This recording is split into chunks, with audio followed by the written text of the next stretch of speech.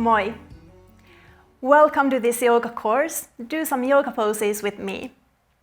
I'm Turku Yoga Guide and I will be your hostess in this Ashtanga Yoga course for beginners. I was a beginner in yoga already for 20 years ago when I was doing my dance studies in Stockholm. As part of my weekly dance training, we had yoga classes every Friday. It was very fascinating for me as a young dancer to suddenly turn all the focus inwards towards myself instead of performing outwards towards the public. And I'm still walking on that fascinating journey and path of yoga, learning more about myself and especially about my mind. All the things that are circulating around in my mind, all the thoughts, the ideas, the memories, the future and the past.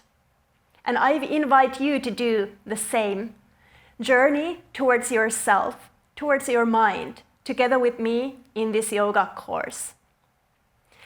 And what are we going to learn during all these sessions that we will have together? I will teach you the 8 limbs of Ashtanga Yoga. And that means the physical postures and also something that you should be considering in your everyday life. So let's start exploring the 8 limbs. The first limb is called Niyama, and that includes 5 different things. They are the tips. How are you interacting with the world around you, with the outer world? And the second limb, Niyama, that gives you 5 tips how to interact with yourself, with your inner world. Then the third limb, it's called asana, and that means the physical yoga postures, which are going to harmonize and balance your body, as well as purify your body, strengthen, and give you more flexibility. The fourth limb is called Pranayama.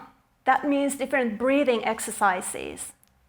With the breath, you can start actively challenging and controlling your energy levels.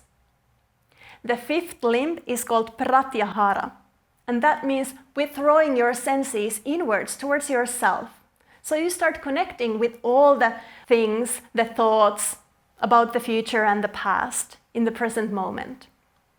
So you are drawing the senses inwards instead of looking outwards, listening outwards, and so on.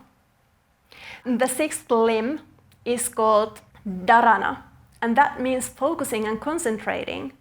So instead of multitasking and being alert on many things at the same time, you should only have one thing in your mind in this moment. The seventh limb is called Dhyana, and that means meditation. And meditation means that it's something else than just sitting 5 minutes in still and calm.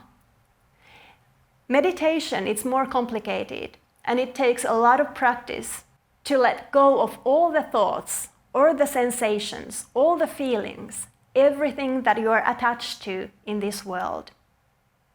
And finally, the 8th limb, it's called Samadhi. That means liberty or freedom. So you are free to choose your actions and your reactions to everything that happens around you, and most importantly, inside of yourself.